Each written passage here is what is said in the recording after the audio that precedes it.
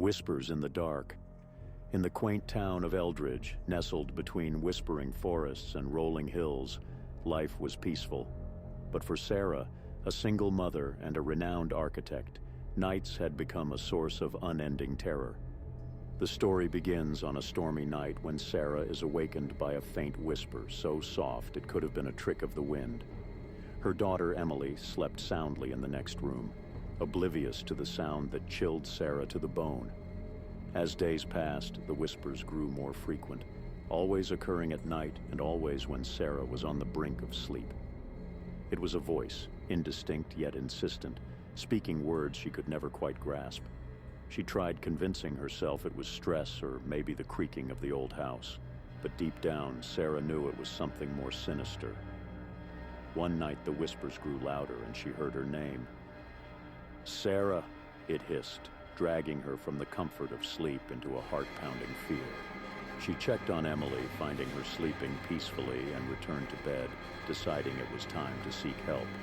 The next day, Sarah confided in her friend, Dr. Helen Foster, a psychologist.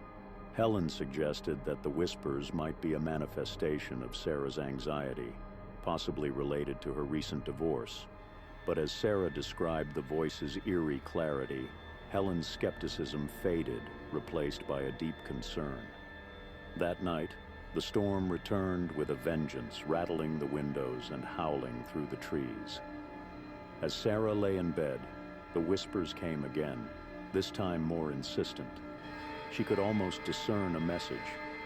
Fueled by a mix of fear and determination, Sarah got out of bed and followed the sound.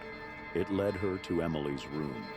Standing in the doorway, Sarah watched in horror as a shadowy figure leaned over her daughter's bed, whispering into her ear.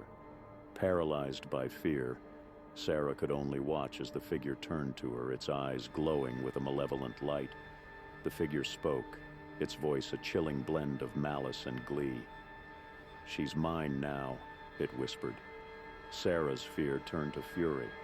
She lunged at the figure, but it vanished into thin air, leaving behind a cold laughter that echoed in the dark room. The next day, Sarah took Emily to Helen's office.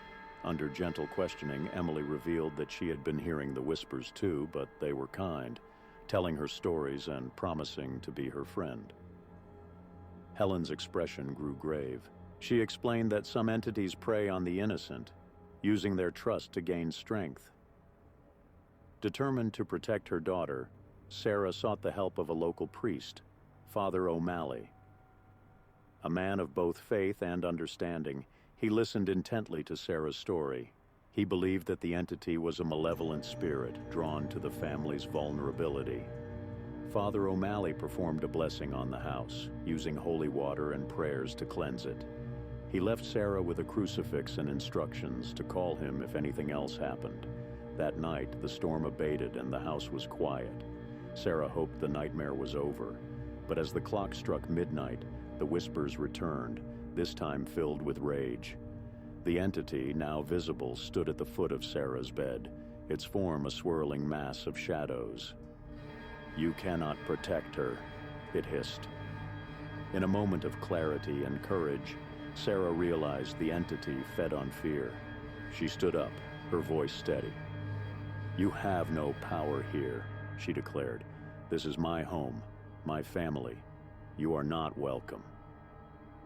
As she spoke, the entity began to shrink, its form dissipating like smoke. With a final scream of rage, it vanished completely. The house was silent, the oppressive aura lifted. In the aftermath, Sarah and Emily found a new strength in each other. They repaired the fractures in their lives, bolstered by the love and support of Helen and Father O'Malley. Sarah learned that courage often comes in the face of fear, and that the strongest protection she could offer her daughter was her unwavering love and determination. The whispers in the dark were gone, but they left Sarah with a profound understanding of the power of fear and the strength it takes to confront it. She and Emily moved forward, their bond unbreakable, ready to face whatever the future held.